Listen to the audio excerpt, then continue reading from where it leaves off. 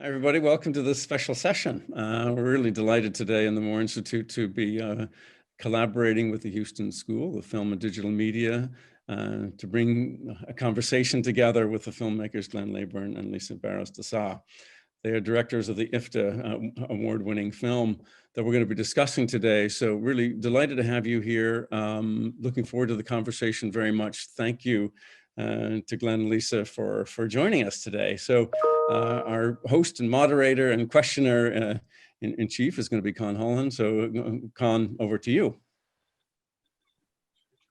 There I am. Great. Thanks, Dan. And thanks so much to Lisa and Glenn for coming, for chatting with us today.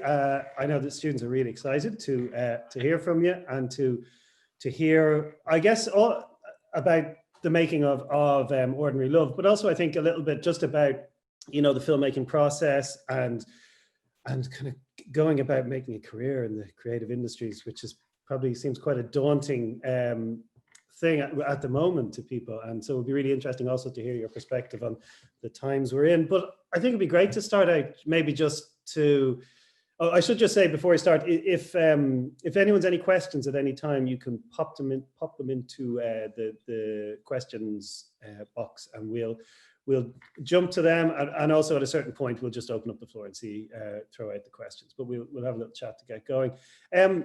So yeah, maybe I was wondering, maybe if you could just start by telling us a little bit about the genesis of Ordinary Love, how you came to the script, and really maybe a little bit about how your approach to project development.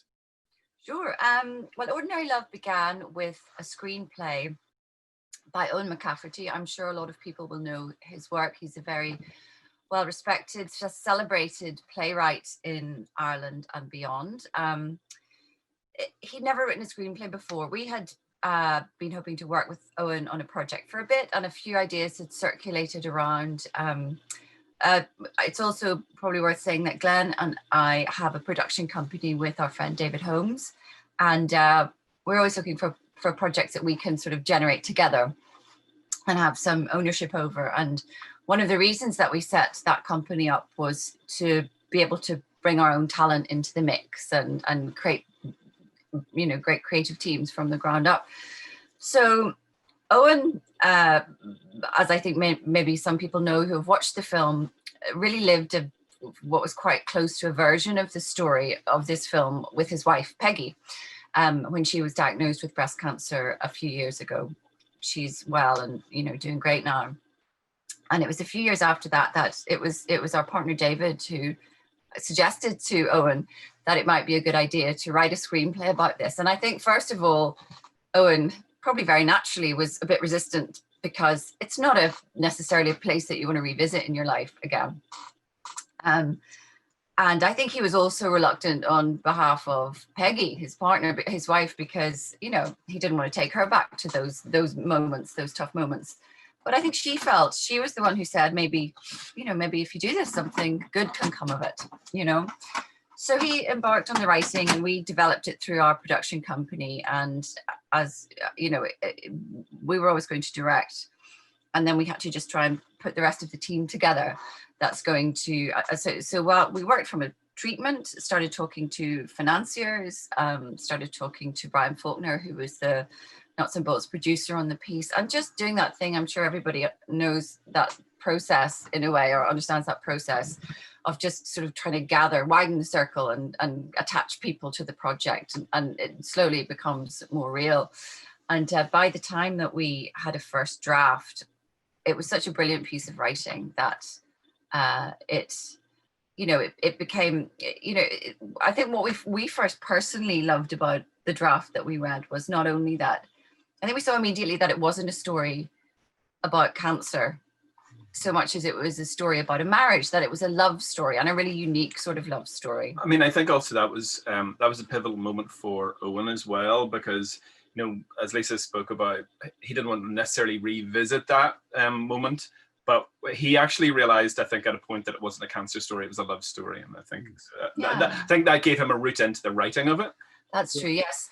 And that it's a story, and I think what we got excited by was that it was a story about a marriage and a love story of a kind that we hadn't really seen before. You know, you're always looking for something that feels urgent and fresh to talk about, and there were some particularly specific scenes in it, which I'll not mention now, but it just felt very unsentimental and willing to be very honest about the way that people are in relationships with each other. And also that it was a love story about characters of a certain age. We don't tend to see very many middle-aged love stories on screen, and particularly ones in which these characters have a very vivid romantic relationship. They still fancy each other, they still make each other laugh, and all of that felt like exciting territory to go into. So that was those were the sort of things that we felt about it, and it made it feel that there was something more than this story, very moving story about an illness, but those were the things that made it feel really universal. And from there, the next thing, the first draft was so good that we thought we would take a chance on trying to attach actors at that point. And Liam was the first person that we went to. We had already got to know Liam a little bit because we were all attached to another project that he was going to star in and we were going to direct. Well, yeah, Lisa, myself and Liam were attached to the same project. Yeah, yes. Yeah. Sorry, yes. And as happens to many projects, as the students will all be very aware, that, they get so far along the line and then one of myriad things happens and they don't end up getting made. I think also it's interesting part of this is that project that Liam and ourselves were attached to, we probably worked on that for about 3 years. Yes. And it went nowhere, but actually it did go somewhere because actually Ordinary Love came out of that. So yes. So not solidly for 3 years, but yes, there were bits. That's something that is it hard to let a project go on the one hand, and on the other hand, is that something maybe with experience you come to realize that the thing that you think it is might not be what it ends up?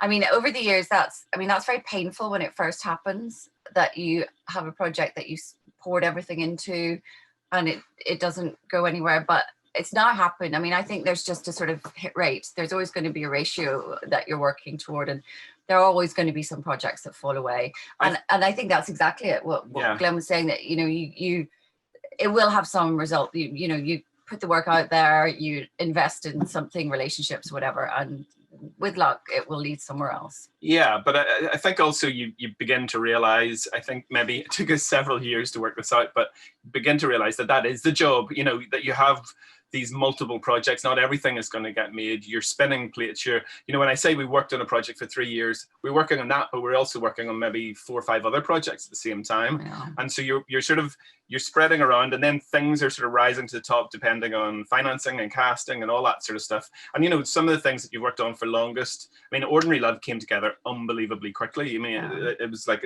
in a series of months. First draft, Liam attached, all of a sudden everything snowballed. Whereas you can go 5 years.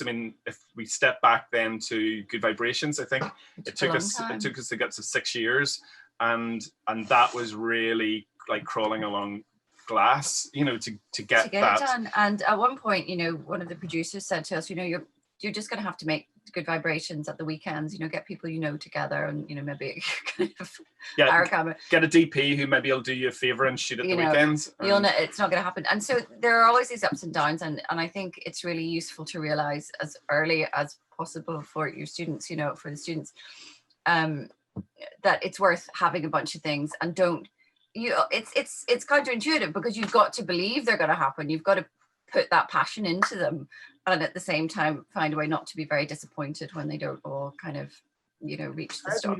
How do you know then this one is the one to not give up on? Or when you talk about Good Vibrations, we were talking about the possibility of, look, we'll just do this for nothing, or do you say, look, this isn't going to happen? How Good Vibrations is maybe that's one that I think, funnily enough, I think if Good Vibrations was sort of happening now, and given our experience in the industry now, which isn't huge, but certainly more than it was at that point, I think it may well have fallen by the wayside.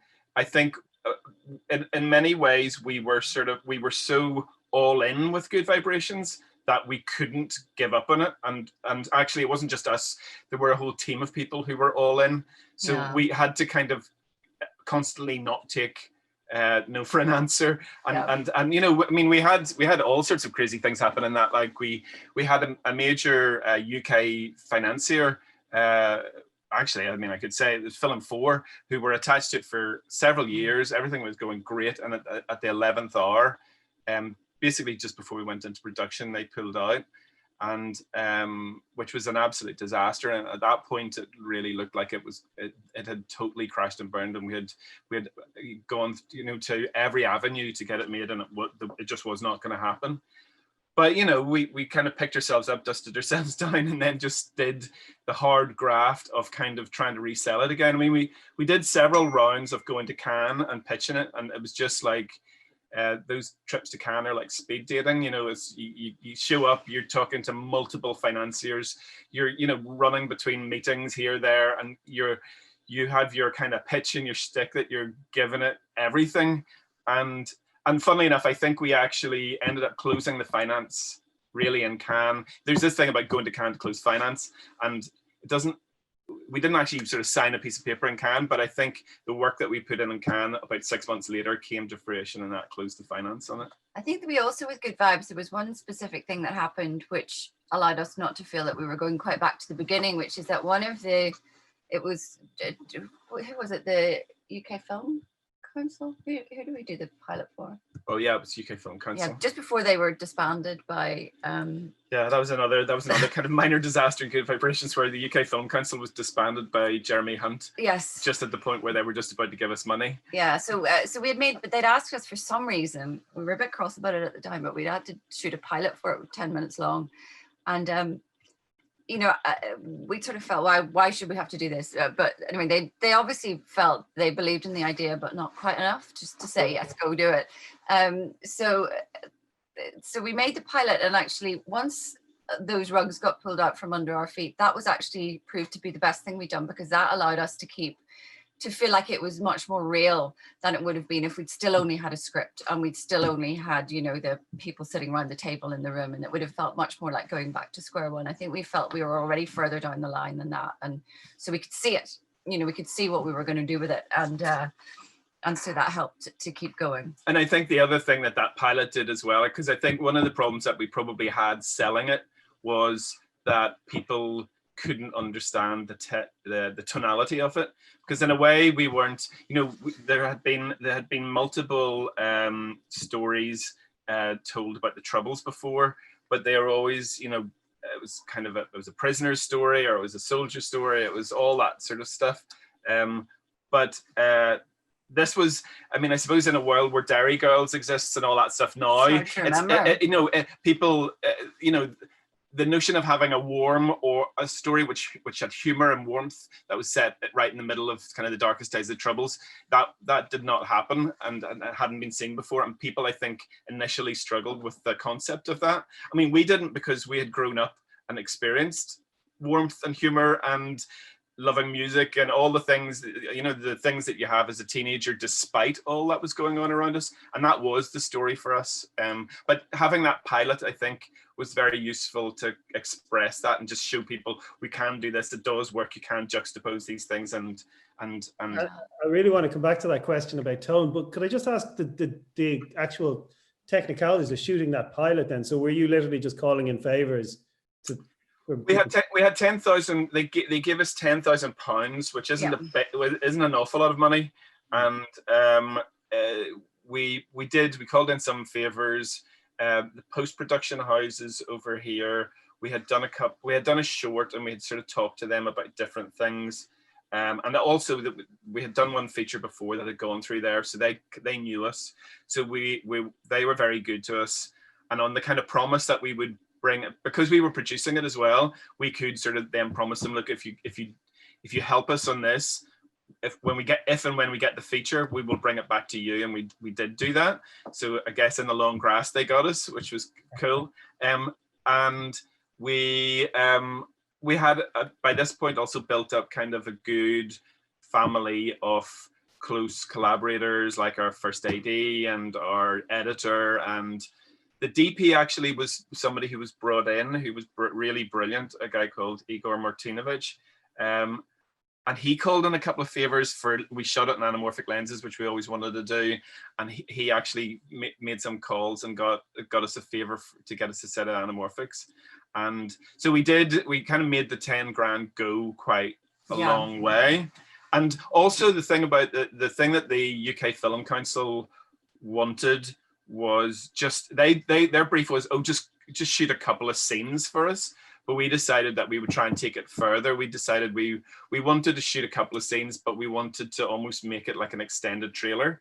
So we added graphics and, you know, sort of introduced the characters in a way, and really thought about it as, you know, as a selling device as opposed to, and that was kind of lucky as fortuitous as well that we did that, because it did become a very useful selling device. I'm still very fond of that pilot. It's almost one of my favorite things that we did ever. But we shot it over the space. Was it one day? It was a day. Yeah, it was one day shoot. Yeah. So kind of a chaotic one day shoot, but I mean the chaos kind of suited the story. It did. And we were able to cut in some archive. We worked with our brilliant editor Nick Emerson that we've worked with all along the way. And I think, I mean, it's exactly what Glenn was saying. That's the important thing, certainly in the early days, is to make sure that it was great to be on a course where you can gather a bunch of people together who will be happy to do each other favors, and it's done in a very even way, so that you know, you can ask them and they can ask you, and you can just get those things done that need to be done in the early stages, and hopefully in a couple of years' time you'll end up getting paid for them. But it's hard to see how you do that without that stage. I mean, I wanted to ask you about that. Because obviously you've worked with David Holmes and with Nick, the editor, and how important is it for people starting out to develop a kind of community or a bunch of collaborators that they can work with? As far as we're concerned, hugely important. I think just having that family of people, and I think that the fact that David was quite far on in his career. He'd already done quite big Hollywood films, but I mean, people like Nick was kind of at our level all the way along, you know, so we kind of came up together. I think Barry, who first our stuff, is a similar thing, you know, I think Nick's first feature, cutting his first feature, was our first feature, all that sort of stuff. I think there is that thing where you really, I guess producers want you to work with experienced people and surround yourself with experience, but I think also a mix of people who are at your level is really great too. And do you remember that we went to see Danny Boyle and Frank Cottrell Boyce talking at one time, and I remember somebody in the audience asked them a question, you know, how do we get to work with you and people like you? And Danny Boyle said, you don't want to work with us. We're the last people you should think about working with. You don't want to be looking for people who have already had a level of experience to work with. Your job at this stage is to gather your own team. You know, they have their team. We've got our team. You need to gather your team and tell the stories that you are interested in now. And that is the most important work to be doing when you're starting out. And I don't know if we fully realized it, but that's what we were doing organically. And I don't think we would have been able to take those kind of steps had we not had that goodwill. And it's also a sense of working out your voice. I think time to work out who chimes with you creatively. I mean, with Nick, you know, with David, we've always had this great, we were friends first. Glenn was working with David long before I knew them on doing, you know, artwork for David's album. Yes, that's how I got into filmmaking was, David, before David made music for films, David was a DJ and ran clubs.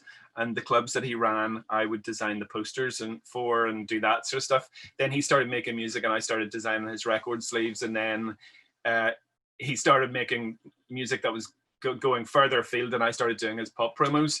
So, you know, and that was my kind of inroad into the moving image. And I suppose I met a few people along those, like at DPs and stuff like that, who would come along, and it wasn't really a crew. It would be me and two other people, and we would shoot David's promos. And then, and I was always interested in writing. I did a screenwriting master's, and that was really what I wanted to do, was to write. And so anyway, with the three of us, we ended up feeling like we had quite complementary skills, and were able to, you know, collaborate on different things over the years. And that's really, that process really continues in much the same way as it did back then. We still talk about things in the same way. And there's something that we share about a sensibility, but we're also bringing really separate things to the conversation. And with Nick, yeah, I mean, the first short we cut with Nick, we were working at night, you know, late at night in a tiny room, and we weekends. were in a production offices that had an edit suite, and basically we could use their downtime. So when they stopped work at like 6 or 7 o'clock at night, then we could go in from 7 and work through the night. And it was very generous of them, and it was winter, and I remember they had this one kind of heater that was above our foreheads that kind of shone down in a bar. We had to take it in turns to sit underneath the kind of the heater. But that was how we started to work together. And I mean, we would never have been able to make the first shorts we made without those kind of collaborators and that kind of team. So and as Glenn said, it's really important for morale as you're moving forward as well, that you've got your own crew, because there's a lot of stuff that gets thrown at you. There's a lot of rejection. There's a lot of time when things go wrong and it looks like you're going to have to turn back from things that you really want to do. And just having a bit of solidarity is a big help. So we have a question came in there, which was just wondering about that process of building trust and credibility with collaborators. Like particularly, for example, if you've got an experienced DP and it's your second feature, do you feel you have to sort of demonstrate your ability to captain the ship, as it were? I think the in those situations, I think the most important thing you can do is be prepared. Yeah. I think if you've really thought about everything, if you really know your material, if you bring as much to the table as possible to discuss, I think it's also important that you're getting the best out of those collaborators, that it's not like a reign of terror. You're not coming in and going, right, this is how it has to be, and put your light here and I want it in this set of lenses.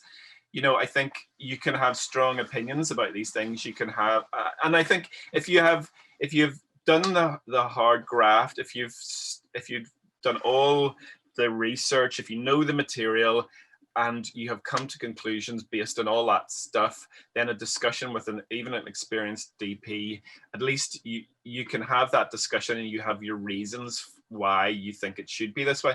Now, for us, we always believe that that's a starting point. That the hard work that we do in prep and all before, in the years before, often that it takes to get a film made, that's only a starting point. You want to then have your brilliant collaborators who are then picking up the baton and saying, wow, okay, I sort of get that, but you could also do this.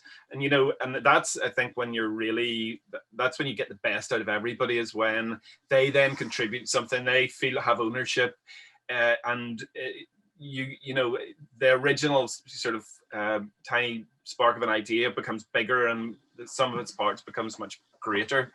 So I think it's prep and being open to other ideas. Yeah, I mean, authority doesn't come from cracking the whip, as Glenn said. You don't have to be a lion tamer to get respect from people. Your authority comes from knowing your stuff better than anyone. And yes, everyone in who's heading their department, the DOP is gonna know more about lenses and all of that technical stuff than you do.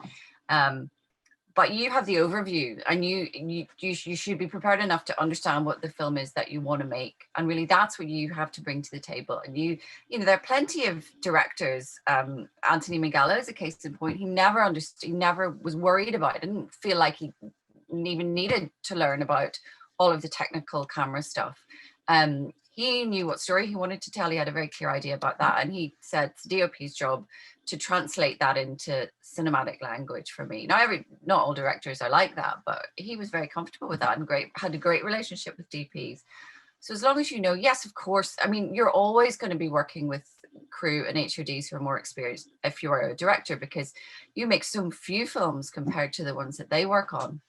Yes, they're rolling from one project to another. They maybe make 4 or 5 films in a year, whereas you're lucky if you make one every couple of years, perhaps. So we're always in that position. And what we do know is the voice of the film. We've spent a lot of time just kind of internalizing all of the things like tone, like what the meaning is. We want to talk about all those things, and so we can go with our ideas. And then we know enough to know then if a great DOP like Piers McGrail, for example, is saying, oh, but I think we could do it like this better. We can know if that's going to make the point that we want to make, or it's going to get across the emotion that we want to or not. And we can have a good conversation that way without worrying about knowing as much of without sharing his level of knowledge on whatever aspect of. And what you don't want is, what you're not looking for is a battle of egos or a power struggle. That's completely, for us, counterintuitive to the process. Let them in, because you should always be really happy that you've got people who know more than you, because and you'll get the credit for their work at the end of the day, if they do. Yeah, well, I mean, there's two ways to look at that as well. You'll get the credits, but also the buck stops with you as a director. If the film's rubbish, nobody's going to blame the DP. No, exactly. But use it to the advantage of your work, and you'll just have a happier time. And everyone on crews, all they really want, they don't require you to be super experienced, and they will know they're working with a first timer. They'll be fine about that. You just owe them the respect of being prepared enough to be able to answer questions about what they're doing, and respect them for the art that they have studied and worked extremely hard to get to where they have got to that point. Yeah. I mean, you talk about preparation, and you mentioned tone earlier. I mean, Ordinary Love, in terms of tone, at least on the surface, visually seems quite different from Good Vibrations and indeed Cherry Bomb. And so how do you arrive at that in the preparation? Does that tone emerge out of the material, or do you bring a kind of, an aesthetic sensibility that you're trying to shape the material to? I think Yeah, I mean, I think certainly visually, I mean, I think definitely you could look at all three and say they're all kind of visually quite different. I think visually, that always comes for us. It always starts with the material. I mean, I think there are directors who impose a directorial style upon most stories that they tell, whereas we feel that it's a different, and actually some directors are very successful at doing that, imposing that one style over everything, and that's fine. For us personally, we feel that it's the story and that drives that first. So we first of all look at the story and then think about how best to tell that story. And if that means a complete left turn from where we've been before, incredibly happy to take those left turns and kind of jump into that. That's what's really exciting about it, I think, is you find out the sort of soul of the piece, the tone of it. And certainly with Good Vibes, we had such a wonderful development process with that. We worked with the writers, Colin Carberry and Glenn Patterson, who are great friends of ours, even more so now. And we just had a lot of the time when we made that film was really sitting around. We had a lot of time to do it, as you know, from what we've already told you about the process, but we spent a lot of time just sitting around the table, our kitchen table, and just talking and talking about tone, talking about how to get it into the script and the storytelling. And we all had a really specific understanding of what that should be and where the humor should be and the balance between the darker and lighter elements. And we were so clear about it, I think. We knew it to the extent that we were able to then communicate it clearly to people going down the line. And also the pilot helped with that, as Glenn said, because people could see it. But that was really specific. And I think we all spent a lot of time making sure that it was on the page and articulated as well as we could articulate it. I mean, can I ask you just a little more about that, the tone, saying Good Vibrations? And I think there is similarities in Ordinary Love as well, about moving between like humor and this trauma that's there underneath the story. And there's one specific moment I was thinking of where there's this montage of images of people from the show bands, and and Terry's talking about where they all ended up, and one ends up in Wings, and then the last images is the Miami show band, which for people who don't know were a subject of essentially were attacked, and a number of them were killed. And you then linger on this moment of the archive footage, and it struck me just watching it again over the weekend as quite a brave thing to do, because the montage and the scene is upbeat, and then you go to this moment where it's registering a very traumatic moment, and then you're back into and it does that a lot in the film, and it works so well. Was it a challenge to kind of get that right, and were you nervous about that? Yeah. I think definitely in the cut that was something that we worked hard on. But I mean, I think also that was something, you know, as Lisa spoke about before, something that we tried to build into the script. And actually, I mean, for people who, you know, we grew up in Northern Ireland during the Troubles, during those darkest days, and actually, in a way, that was the reality of how your day-to-day existence was. You know, you'd be running around with your mates, doing the things that you did as a kid, and, you know, everything is apparently normal.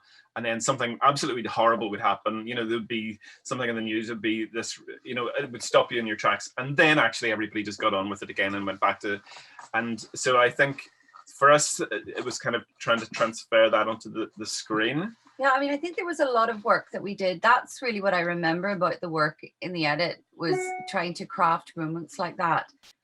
Particularly, we we knew we wanted it to be there. All of the archive storytelling was stuff that came in afterwards. You know, we shot what we shot, and we knew we were probably going to use archive, but essentially we had almost like it was a completely different section of the edit where we started to put those pieces of the story in. We knew we wanted to do it because you could tell a story without any of that, but it's like not having a background to your painting. You know, you don't know the context, you don't have the emotional depth that you need, the kind of emotional layers of relief that you need to understand Terry and the bands without really telling that story. So there were a lot of issues there. There was you know, there was an issue of respect, that you've got to manage the tone in a way that isn't cavalier about the terrible experiences that so many people went through, and especially when you're talking about very real moments like what happened with the Miami show band. So you can't be too light about it. You've got to honor the reality of the pain that existed and still exists from those moments. But at the same time, kind of craft this way of getting in and out of a story that allows you to come back to the lightness. I think you're right. There's that sense, I think, in Ordinary Love as well. And maybe that's what we're interested in, is looking at, in real life, how do people deal with these darker things that inevitably happen to all of us. We don't have a special register for tragedy or difficulty. You know, we deal with it at the same time as we're going to do the supermarket shopping, or, you know, we've all got our own mortality and all the tough stuff going on here, but you know, we're on Twitter, or we're doing all of the everyday things, and we also want and create humor and warmth in our own lives and personal relationships. So that's just a texture and something about life that we're interested in looking at, I think. And so yes, and good vibes, and so it comes down to quite technical stuff in the edit, of course. You know, it comes down to the timing of different shots, like how long do you hold on this particular image before you cut away to the next one? How, you know, at what point does the voiceover come in? What tone does the voiceover need to be in order to manage that and not make it feel offensive or wrong or out of tone with the film? So it comes down to those choices, you know, of timing, of placement. And so that was the real work in the edit. And we had a wall in which we would kind of map out the tones where we wanted to hit those really darker points and where we needed to come up again. I think in many ways, I mean, I guess most cuts are like this, but especially with Good Vibrations, because we're working with the archive, we're working with the VO, we're also then working with our shot footage.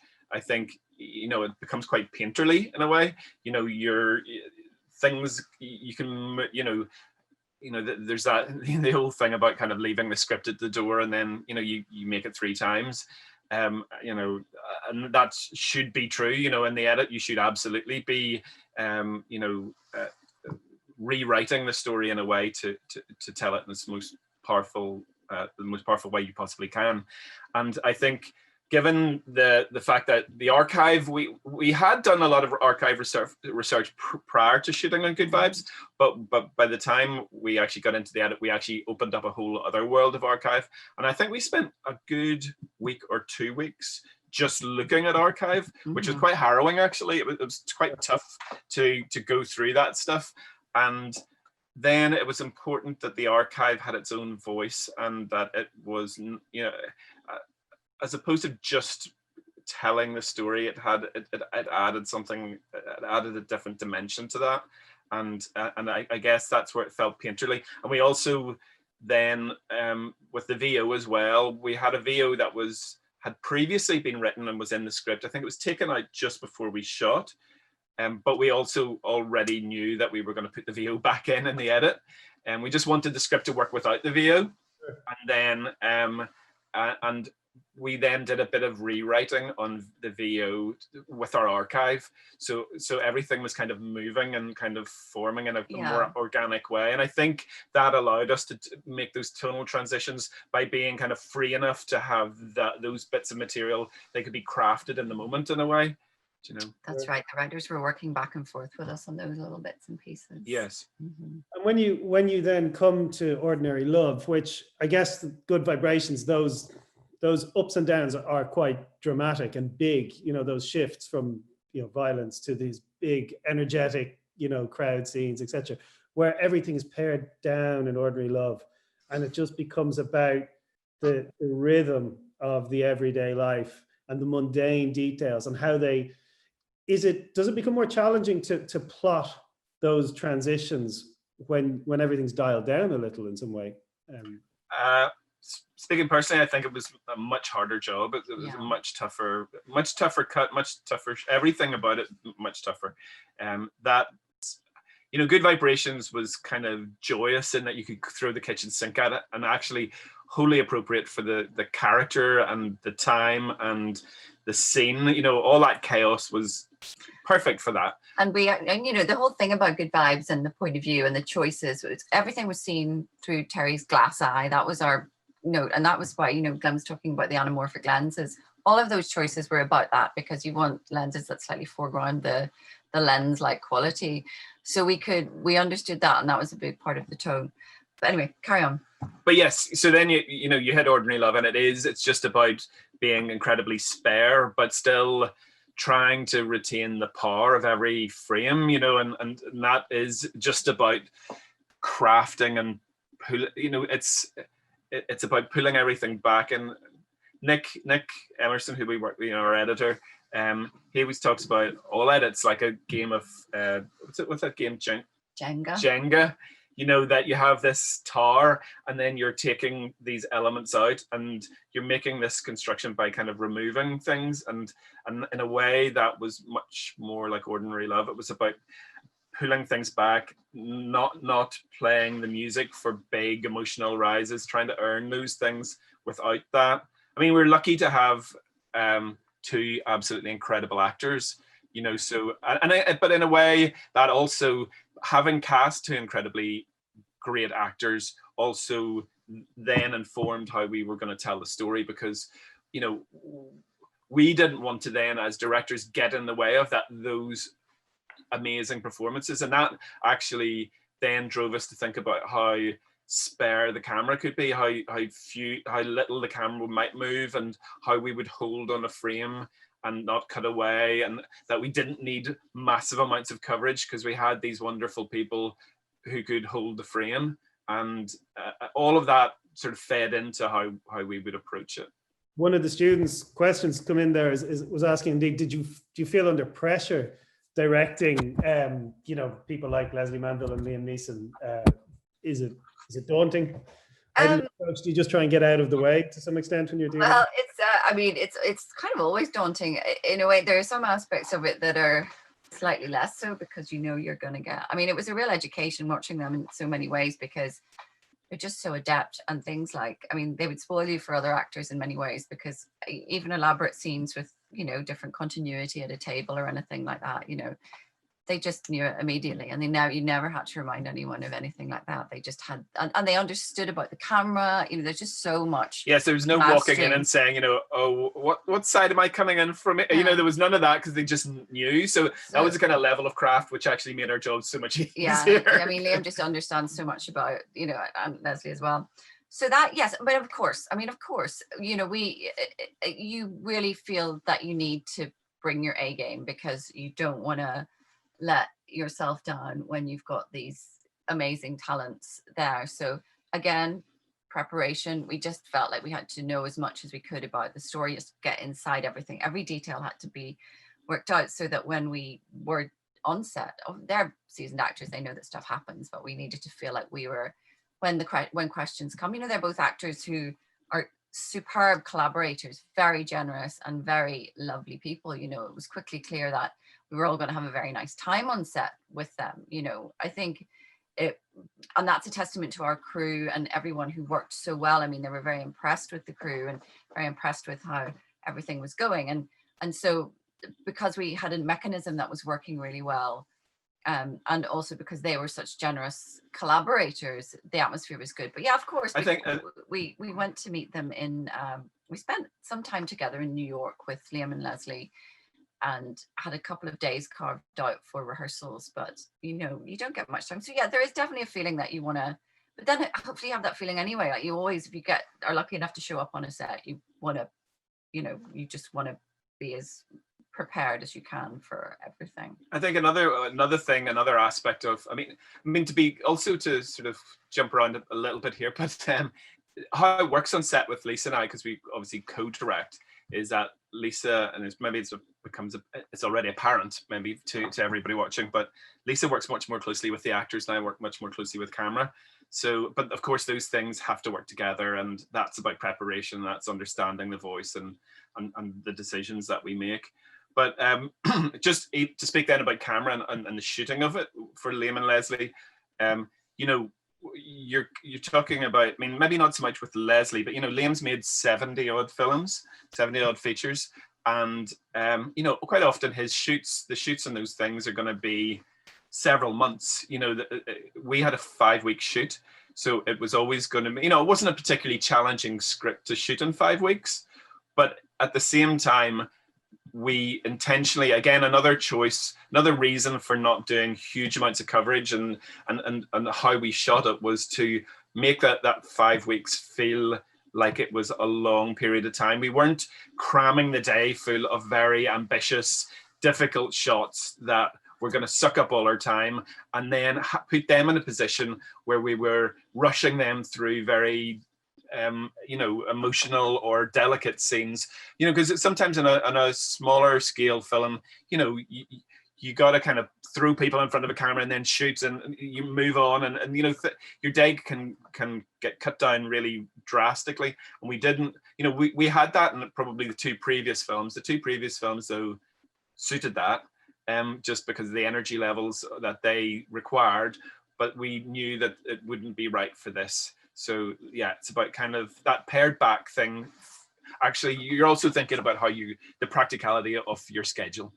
And in terms of scheduling, just, because there's a few scenes in Ordinary Love, that are really big, important, emotional scenes. I'm thinking, for example, when they have the fight in the bedroom. And how do you when you're working with performers as skilled and as experienced as those, maybe you don't need to think about that in terms of schedule, but do you need to build the actors into those moments, in terms of how you even plan out the shooting?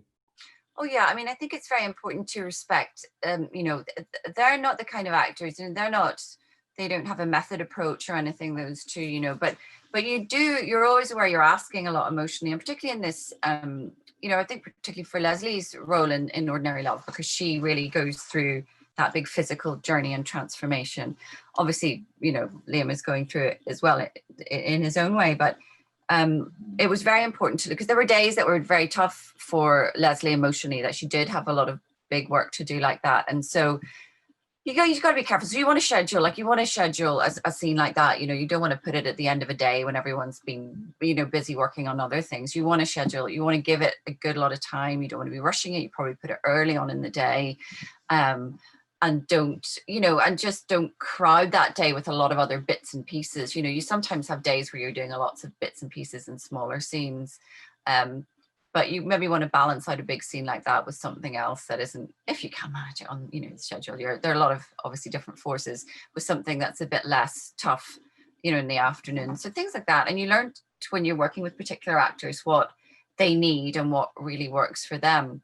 With Leslie, you didn't rehearse the scene rehearse it again and again, because she sort of, you know, I mean, we were again lucky with these two actors. It's going to be so tough if, you know, if we ever, you know, they're just the best. And so you're never going to get a bad take. You just, you know, occasionally there's a little, but you would also know with Leslie, you know, there'd always be a time where there would be the take that was really the take, where it had just gone to a different place. And I got used to, you know, you'd always know it yourself watching, and I could see, you know, and she would sort of look over and, you know, and you kind of know that was the one. And so you would know, you know, don't keep pushing it whenever we've got the magic, you know, don't exhaust an actor when you've probably already got safety takes anyway, and you've got something that's really special.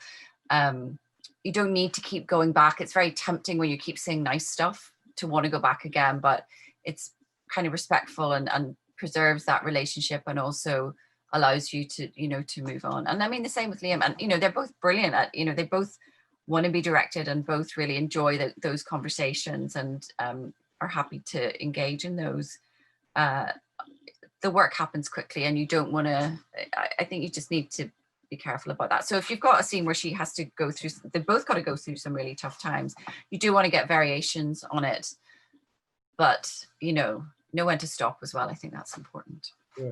I mean, maybe this is a relevant, but one of the questions that came in there was about learning from mistakes and how you feel you've improved as directors from Good Vibrations through to Ordinary Love. I mean, how do you think you've evolved, and what can you look back at mistakes you made? And oh yeah, plenty. Yeah. And every film, of course.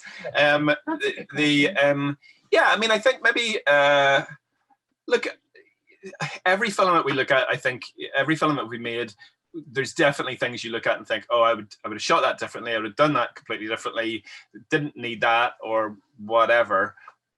Having said that, you know, it's just a journey, and it's a body of work, and you know, we don't feel like we know everything about making films at all. We are constantly trying to become better filmmakers and learning from our previous projects. You know, some of the things that I just discussed actually about scheduling, about cramming, filling the schedule full, you know, thinking, oh, we need this shot, and steady cam move, and all this stuff, you know, which we did in Good Vibrations.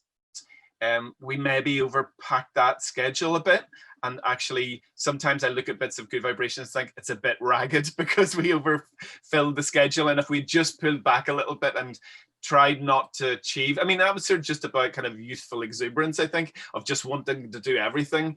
And I think now, I think if I was doing that again, I would know that we could pull some of that out and actually make it better by, you know, just having that little bit extra time. So, I mean, I think also, I mean, part of the reason I think that making Ordinary Love appealed to us, I mean, there are many reasons that it appealed to us, but part of the reason was to do that type of film, to do that more pared back sort of a film, to kind of, again, you know, to as a discipline, that was for us another kind of learning process, and something that we really enjoyed. So that's about kind of making mistakes, trying to make it better the next time, and learning from these things, and trying to, I suppose, finesse your craft a little bit. It's all about learning. I mean, we didn't go to film school, so I mean, I did do this writing masters, but all the business of actually making a film was stuff that we have learned along the way.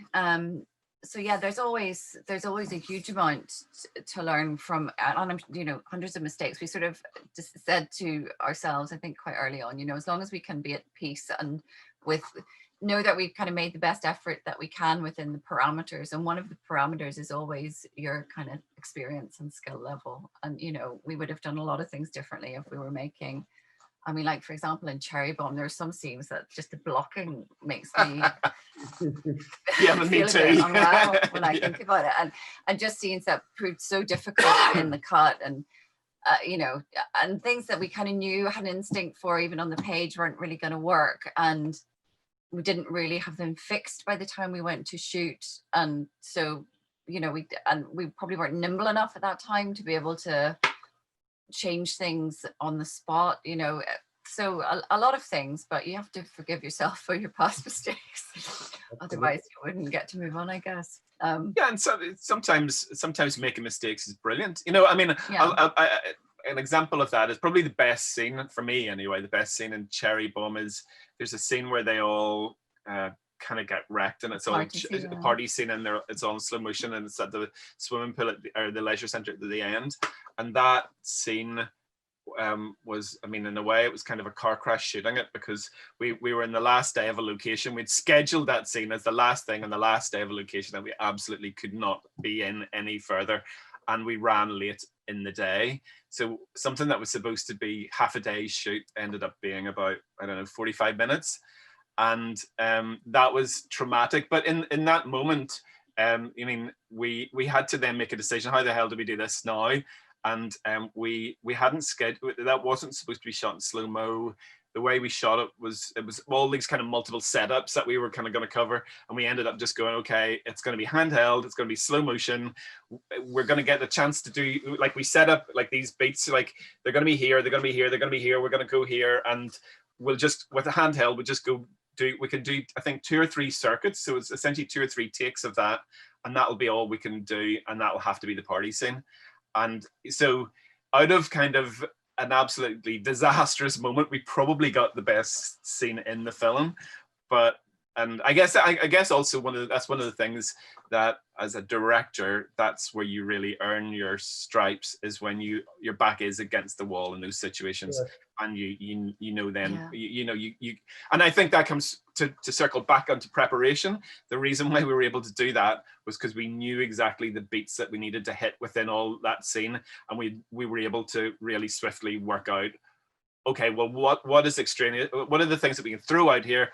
All these setups, we don't need all these setups. We can just do it in this one thing, and that'll hit all those beats. And if we hit all those beats, we have the scene.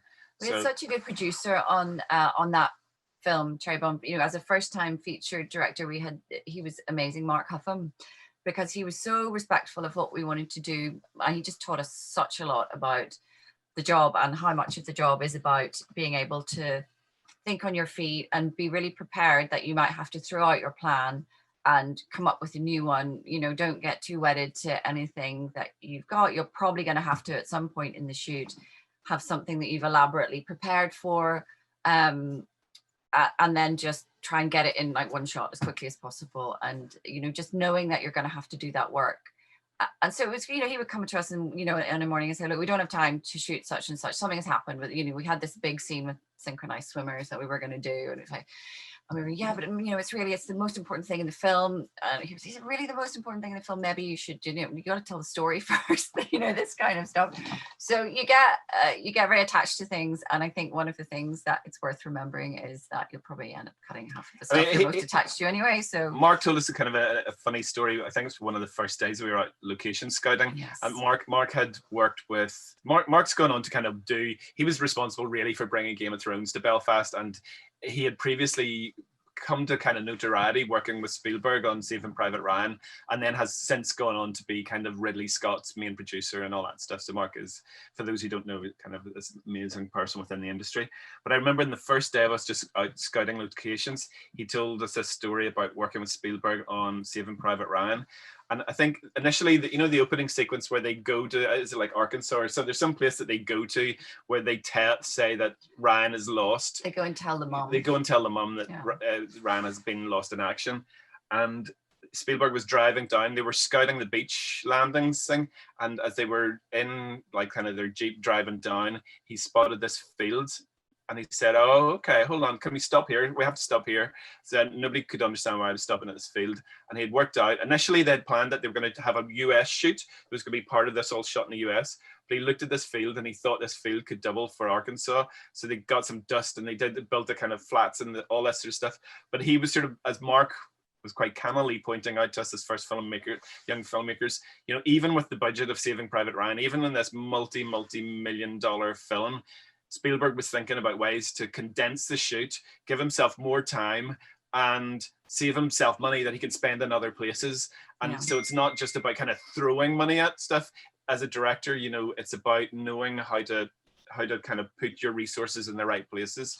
And so if you can find those moments, that's a great thing to do. So and I think that's something we have always brought to everything, because, you know, in a way, you know, there are certain things you could say, oh, well, no, our location has to be here, and then we have to travel you know, 2 hours up the road to this location. Well, no, that kills 2 hours of your shooting time, 2 hours of you pointing a camera at an actor telling a story. And, you know, it might be a marginally better location, but it needs to be really telling the story much better to justify that. So all that sort of stuff is, I think, very important, and one of the things we learned from him. Sorry, was that and that comes presumably from preparation and knowing what it is you want and need in the first place. Exactly. 100%. Absolutely. Yes. It's knowing what you want is the big thing. And that's, you know, just talking back to that question about working with more experienced people. No DOP is going to mind if you haven't, you know, it's your first film and they've made 50, as long as you know what you're trying to achieve, and then they have a direction to work within. In actual fact, I mean, they probably find that quite exciting. You know, to work with a young director who really knows what they're doing and has a unique vision. You know, that's kind of the things that even, you know, kind of battle wearied people within the industry, you know, that's kind of, you know, keeps them kind of excited and interested in the work. I don't want to keep you too long, but there's a couple of questions come in, and I think there's a couple that kind of similar. Really just about like getting started and making that move into directing. You know, how you did it, any advice you would have for young filmmakers, you know, specifically going into directing. Specifically going into directing. Okay. Well, but as I said, I wanted to write. That was what I was doing this master's in London, and I started writing scripts and short scripts and sending them off to different you know, kind of the BBC writers' room or all these different schemes. And it's just so difficult to get anything done. And I had gone on a great script editing course called IFTA, and people there were saying, well, you just need to start making your own shorts. Glenn, meanwhile, had, as he said, been working on a lot of pop promo. So he had experience filming, you know, videos and things like that. And so we just decided that we would take a script that I had done and Glenn's talent and experience with the camera side of it and make a short that we could then have as a showreel piece. And I think then once we made that, it happened quite quickly. We met up with Nick.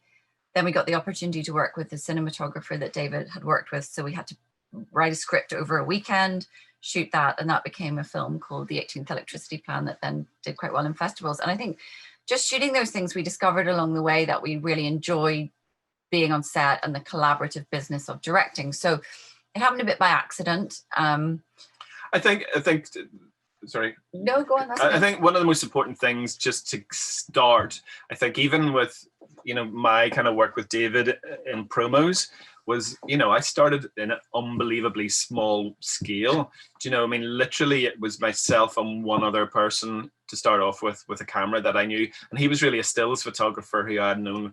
My background was kind of in skateboarding and doing all that sort of, you know, action sports stuff. And there's a kind of a punk DIY-ish spirit within that kind of that scene that meant, you know, okay, you want to be a photographer? Okay, let's just get a camera and be a photographer. And so I kind of had a bit of that. And I knew people who were a bit like that too. And so that's, you know, just starting at the smallest scale, because doing is the most important thing. You know, however you can start and whatever your resources are is important. And it doesn't matter if you don't need the best cinematographer in the world. You don't need the best camera in the world. Everybody should know this. And of course, that in actual fact, when we see stuff, sometimes we have to kind of do short film, judge kind of short film things. It's having a wonderful cinematography, having a wonderful actors, all that stuff is really important, but the ideas and something unusual or interesting, that's the thing that really jumps out at you. That's the thing that's super interesting. And sometimes the things that have all the money thrown at them, those, you know, and we've all seen those short films that are kind of super high budget, high end, you know, kind of post-production house show reels.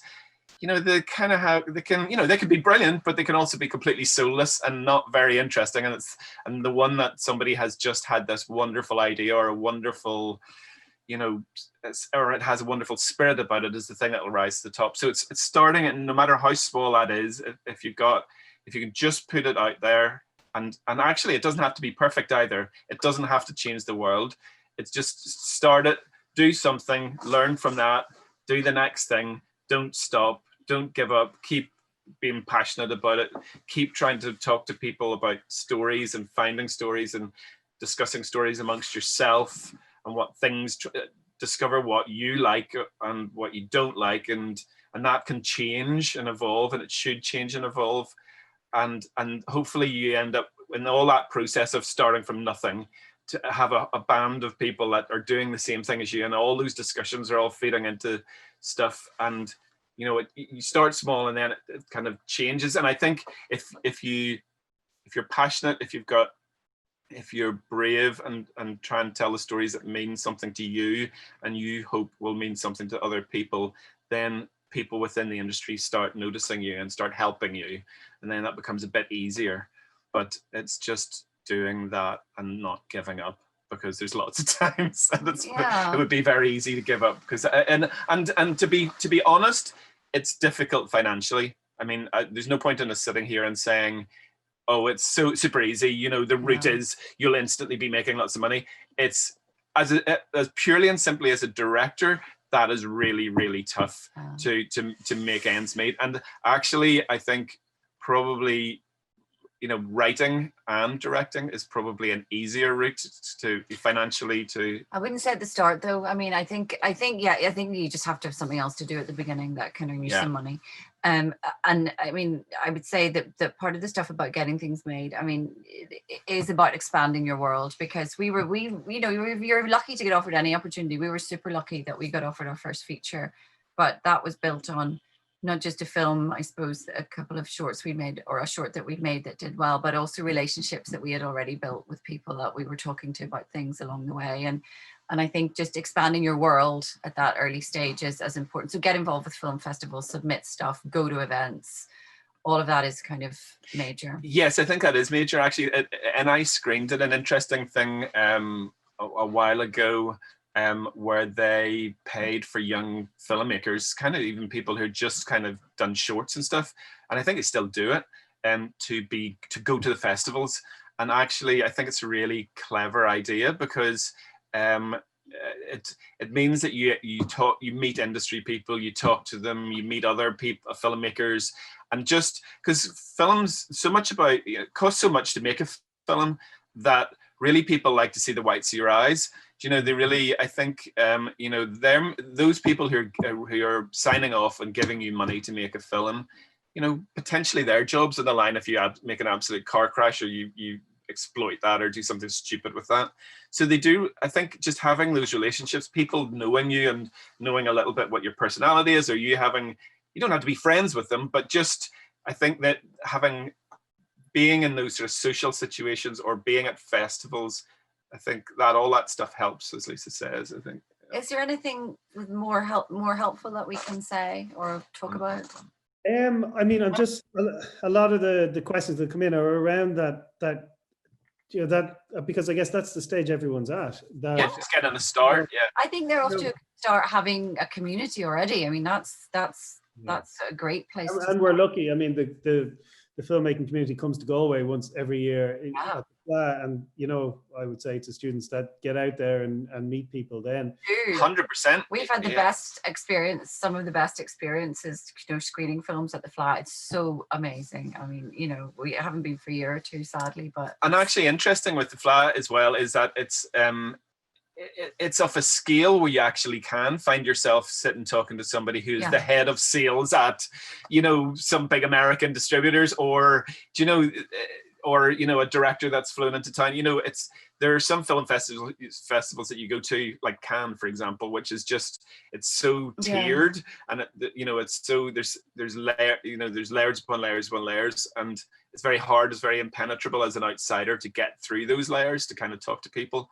Whereas, like the Flat, you could go to these pitch events and pitch stuff. I mean, pitching is something that everyone's really scared of, but it's not, you know, it's just about telling a story in a way that that you care about and make other people care about, and just go and sit in the Radisson and, you know, chat. It's just good to feel, I think it's good for your own morale to feel like you're becoming part of something as well. And, you know. And I think people are supportive, do you know, because everyone's been there, do you know, and so people are always happy to talk to young filmmakers coming through. Definitely. I think that's totally true. We've definitely experienced that. And I think it's something, you know, we meet quite a lot of young filmmakers on our travels, yeah. and do our best to kind of help and encourage what we can, because absolutely people give us a lift up through, and I think there's definitely within the business most people honor that, because they've exactly has been through that same process, and people have, you know, reached out a hand and got them involved with it, got us involved with things, and most people are more than happy, especially in a festival setting when, you know, everyone's letting their hair down and happy to. And there are a lot of events at things like that you can go to. I think everyone, you know, has started off in the right place. I would love to be on a course like that. Yeah, me too. You know, where you're getting to do things actively, and because that's where your community is going to come from, you know. Yes, I mean, I think it probably essentially, certainly I know it probably took me a decade longer to get to where I am, I think, from having not, I mean, I wish I'd sort of had the opportunity to go to film school and do all that stuff, because I think it would have probably accelerated the kind of journey or made it a little bit easier.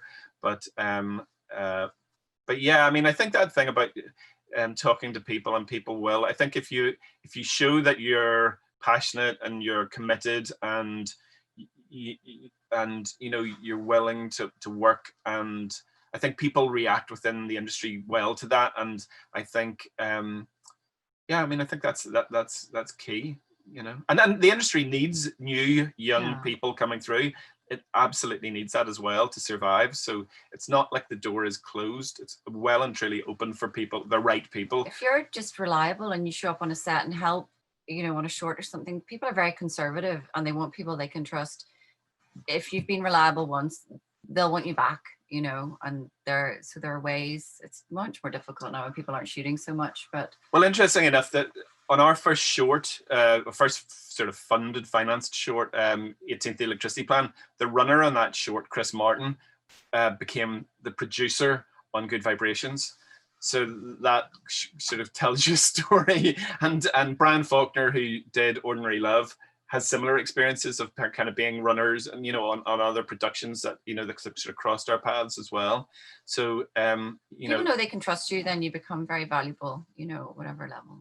That's true. Absolutely. So you know, if you're a script writer, if you have a script idea, go, you know, try and find someone who wants to direct, find people who can collaborate.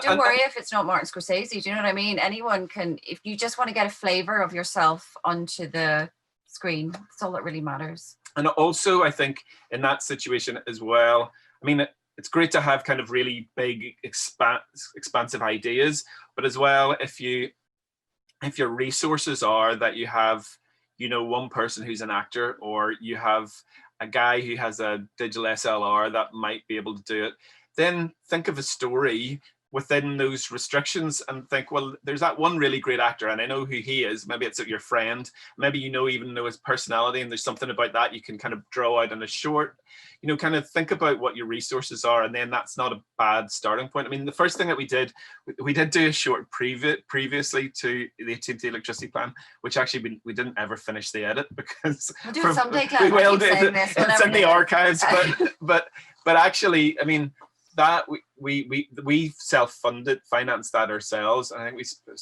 £400 in totality, and we put £200 in each. And spent a lot of money on a wreath. Yeah, there was one location, one actor, one camera person, no lighting, and, you know, but that was enough to kind of give us, you know. So, and then 18th Electricity Plan was all born out of the location, which we knew we had access to, and then we wrote a script that kind of locked into that location, so the location came before the story in effect.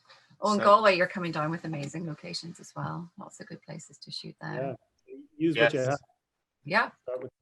Yeah, I think that's great advice, and thanks so much. And thanks. I mean, it was such a wonderful film. Congratulations on the IFTA success. Thank you. We were really thrilled. It was fab. There's so many questions I'd love to ask you, but I think I should probably let you go. And so I just want to say thanks again for your time this morning. I think it's been really valuable for the students just to really get a sense of that process and the challenges, and I think that emphasis on preparation and on knowing what resources you have and building out from there, I think are really, really, really helpful for them. So thanks so much. Well, it's been I hope it has been helpful. Thank you so much for having us. Yes, thanks for having us indeed. It's a real pleasure always talking to you. students and people kind of coming up in the business. Yeah, and good luck with the rest. We look forward to maybe doing it face to face sometime in the future. Oh, Yeah, yeah. that'd be good. Let's hope so. Yeah. Let's hope we can. Yeah. Thanks so much, Colin. Thanks so much. Thanks a lot. Bye. Okay. Okay.